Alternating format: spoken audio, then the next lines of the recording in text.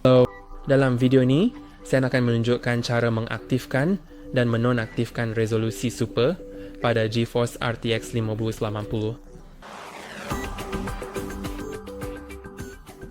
Untuk melakukannya, klik kanan pada desktop dan pergi ke panel kontrol NVIDIA.